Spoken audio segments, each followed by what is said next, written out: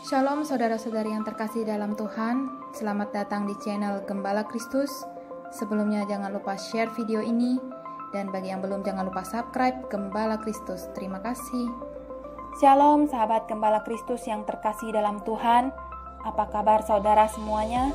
Di tengah situasi dan kondisi saat ini, saya berharap kita semua dalam keadaan baik-baik saja. Amin. Kita semua tahu akhir-akhir ini keadaan kurang baik. Mari saudara, kita sama-sama mau berkata, selama saya hidup, selama saya ada di dunia ini, saya mau tetap menyembah Tuhan. Tema kita kali ini adalah bagaimana agar kita bisa mendapatkan mukjizat Tuhan. Di dalam dunia ini, tentu ada banyak orang yang menantikan janji Tuhan digenapi dalam kehidupannya. Mungkin ada yang bertanya, masih adakah mukjizat itu?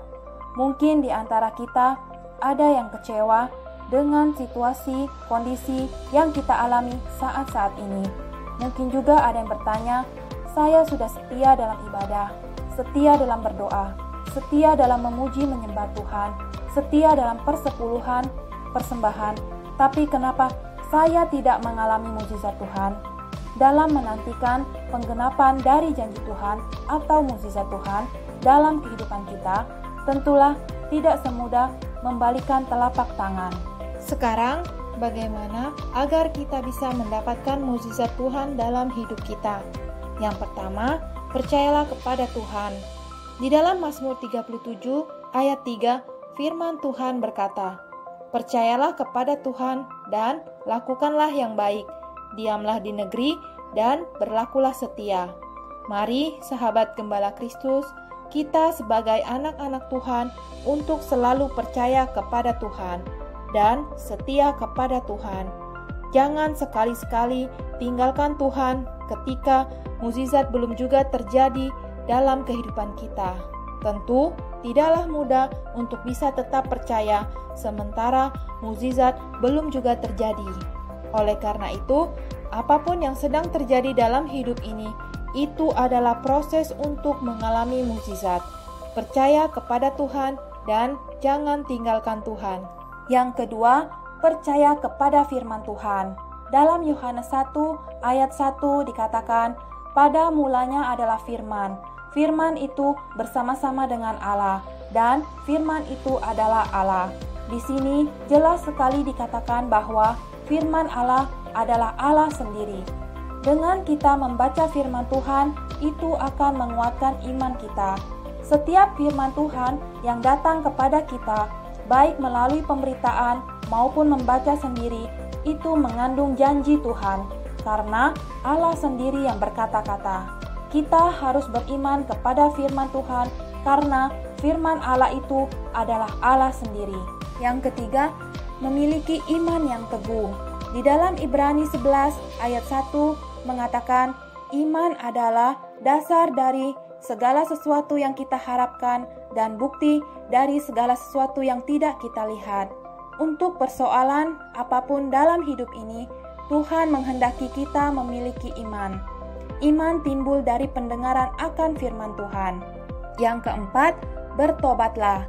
Di sini kita memohon pertolongan kepada Roh Kudus untuk menyelidiki hati dan pikiran kita.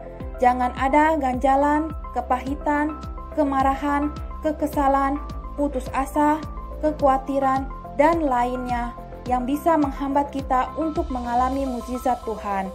Bertobatlah sehingga mukjizat dapat terjadi dengan luar biasa dalam hidup kita. Yang kelima, selalu mengucap syukur. Di dalam Yohanes 6 ayat 11, firman Tuhan berkata, lalu Yesus mengambil roti itu, mengucap syukur dan membagi-bagikannya kepada mereka yang duduk di situ. Demikian juga dibuatnya dengan ikan-ikan itu, sebanyak yang mereka kehendaki. Mukjizat Tuhan Yesus memberi makan 5.000 orang dengan 5 roti dan 2 ikan. Yesus mengucap syukur atasnya, sehingga terjadilah mukjizat. Oleh karena itu, kita harus mengucap syukur dalam segala hal dalam kehidupan kita. Dalam kehidupan kita, setiap hal yang terjadi, baik atau buruk menurut pandangan kita, merupakan rangkaian-rangkaian kecil dari keseluruhan mukjizat yang sedang dikerjakan oleh Tuhan. Ketika hal-hal buruk menimpa, jangan cepat menyalahkan Tuhan. Sebaliknya, bersyukurlah dan percaya kepada Tuhan, karena caranya bekerja tak akan pernah mampu kita selami dengan pikiran kita yang terbatas. Tuhan punya 1001 cara untuk melakukan mukjizat dalam hidup kita. Mukjizat itu masih ada, dan mukjizat itu bisa terjadi dalam hidup kita setiap hari, kapanpun dan dimanapun. Bagi Tuhan tak ada yang mustahil, dan tidak ada yang mustahil bagi orang percaya. Amin. Terima kasih sahabat Gembala Kristus telah menonton video ini. Sampai jumpa di video-video berikutnya. Tuhan Yesus memberkati.